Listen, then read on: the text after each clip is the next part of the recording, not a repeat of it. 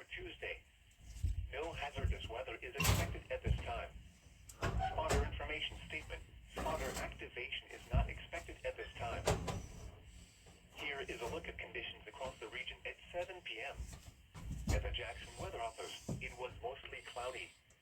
The temperature was 55 degrees, the dew point 22 degrees, and the relative humidity was 27%. The wind was northeast at 3 miles an hour. The barometric pressure was 30.24 inches and steady. At the Big Sandy Regional Airport near Prestonsburg, it was partly cloudy. The temperature was 48 degrees, the dew point 26 degrees, and the relative humidity was 40%. The wind was east at 3 miles an hour. The barometric pressure was 30.25 inches and steady. At the Pikeville Airport, it was fair. The temperature was 50 degrees. At the Harlan Airport, it was fair. The temperature was 50 degrees. In Middlesboro, it was partly cloudy. The temperature was 46 degrees. At the London Corbin Airport.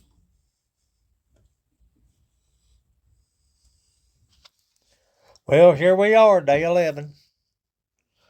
Alone in the Appalachia Mountains. Off grid.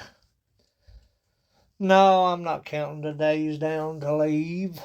By no means. Some days I forget what day it is. Some days I forget what time it is. And that's okay with me where I am. It doesn't matter. Now, I'm still on the grind. I'm still in the game, still waiting.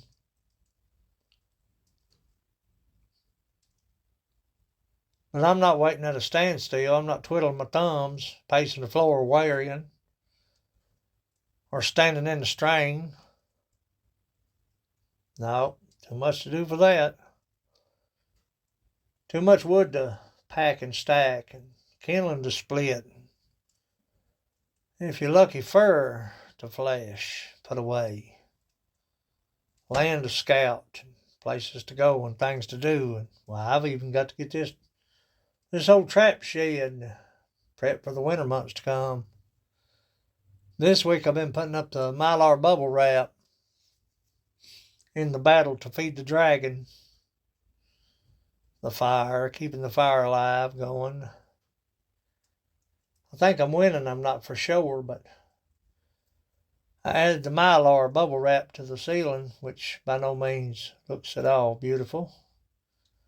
But it's working. I got the first warm night's sleep in 10 days last night. So it's a win-win. I don't care what it looks like. Nevertheless, sometimes it's the same old routine. Feed the fire, get a little sleep, get up, put the coffee on, make your bed. Partially in my case, I partially make my bed. Not going to lie. Make the dreaded trek down to the outhouse, and 21 degrees. You don't stay down there too long unless you have to. Fire up the old side by side, let it warm up, get dressed, and head off the mountain down the valley. Now, sometimes, powers that be, Mother Nature and wildlife will throw you a curveball. You've got to readjust your saddle. Your saddle gets loose, you got to tighten it up a little bit. Well, that's the case with me sometimes. Got up Sunday morning. I had a feeling I had a good catch. Most trappers do that. They'll get up and they say, I feel like today's going to be a pretty good day. All depends on what you call a pretty good day, I guess. Same old routine, headed off the mountain, down the trap line. I glassed the beaver pond. Couldn't see nothing, I never do. I just do that to satisfy myself, keeping going down there. I usually do my water sets the last of the day in case I get wet. I can get back to the trap shed and warm up. So I glassed the beaver dam, nevertheless, and went on up to the private property and to the upper field. Drag set didn't have anything in it, and other sets, nothing disturbed, nothing moving. Started back off a hill down to the lower field, and I thought to myself, and I made it in a video, I said, why, that feeling you had way off the mark, buddy, you ain't got nothing. Then I pulled down into the lower field, and there it lay, a black bear in a snare, dispatched by a snare now, dispatched. Had mixed emotions, kind of worried. About a yearling, thinking mama might be around, maybe not. So I approached with caution. Found out it was deceased, gone, dispatched, a snare now. A neck catch on a bear.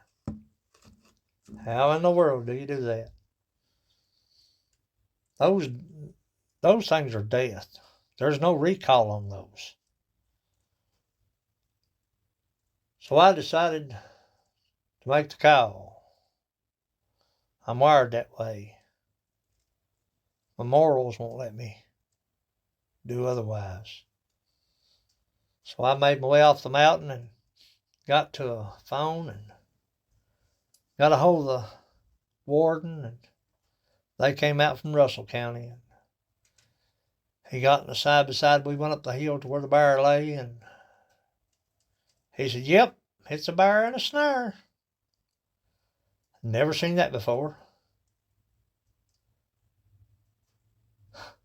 First for me too, buddy. We loaded the bear in the side by side, and I took it down to his truck. We offloaded into his truck. We talked about my old buddy Blaine Green, and he's no longer a game warden. And good conversation. Guy was real respectful, real nice, real good fella to me. Treated me real good. Accidents happen, especially with snares. There's, like I said, there's no recall, and nothing you do about it. But I hate that it happened that way. I sure do. But it happened. Oh yeah, and I caught another little male beaver the day before.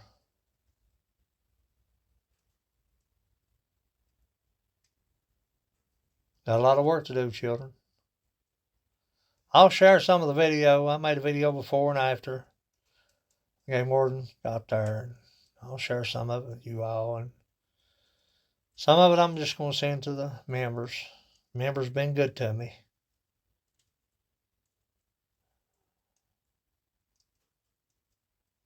Nevertheless, I'm right here. And I'll be here, and I'll see it through. Regardless of the outcome, I'll see it through. Life's good up here. It's an adjustment, but it's good. As always, go farther, stay longer. Appreciate you watching.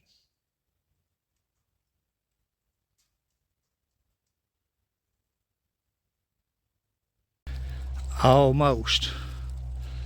But almost isn't enough with a coyote catcher. I hate it, old buddy. I hate it.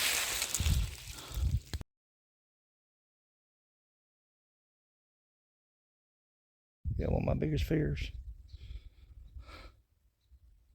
How the hell do you catch a bear in a snare? How the hell do you do that? And it's small.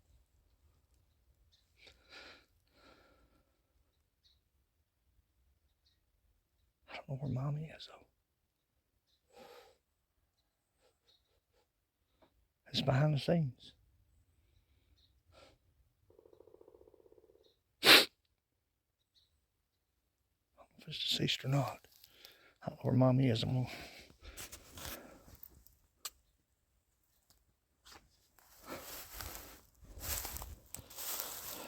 Stay with me.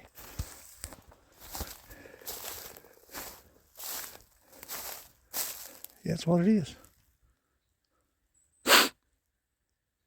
How do you catch a bear in a fucking snare? How's that even possible? How is that even possible, son?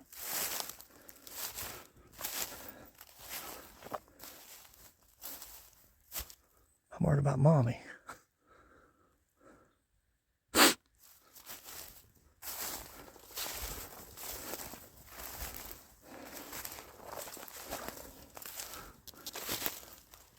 That's a big one. That's a big bear. And I caught it in a freaking snare. How do you do that? How do you do that? It's not a big one, but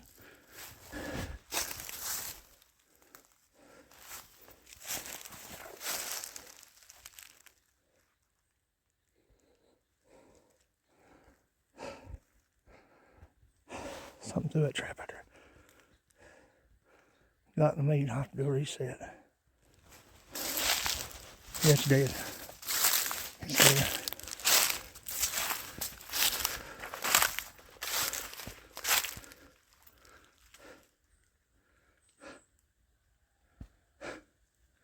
How do you do that?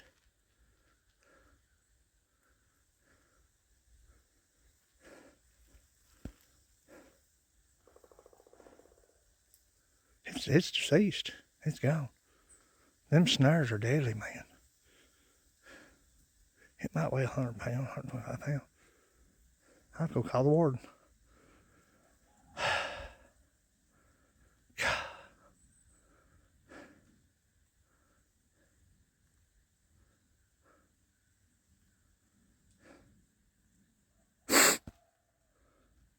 That's about a yearling. I'll go try and check these other traps. I mean,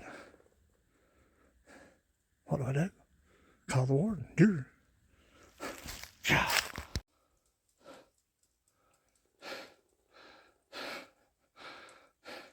I told you those snares are deadly.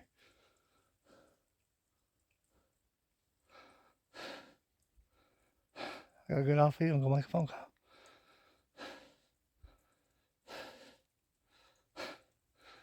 Oh, what a sight. What a sight, what a sight, what a sight.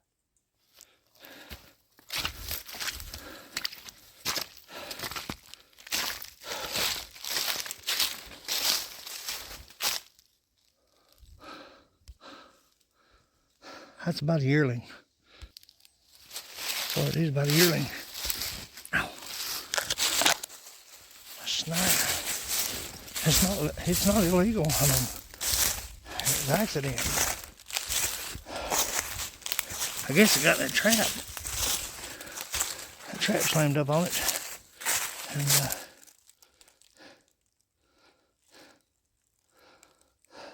God, it tore up the world, son. You remember that choke down spot was an excellent spot. You have to go back and watch the video. I said that between that rock and that tree is an excellent spot. I had it watered up with one strand of a 16 gauge. 16 gauge, no, yeah, 16 gauge. Smaller stuff.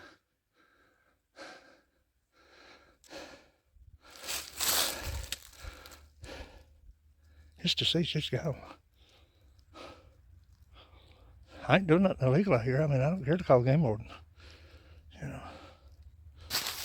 gotta do what you gotta do. I bet I got him on camera too, coming through. Whatever got throw that trap.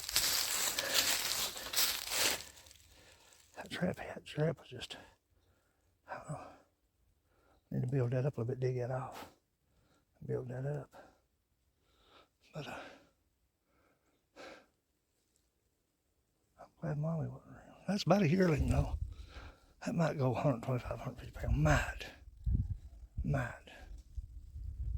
I have to make a call. I'll let you know, children.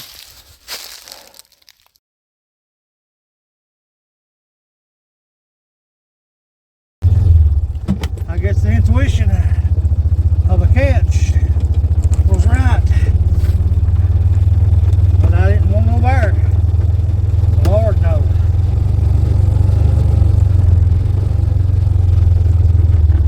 I'll go over and see John's up. And I'll have to come over here and wait.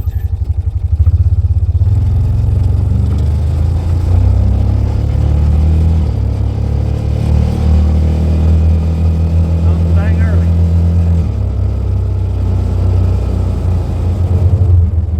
I think we'll be in the 50s today.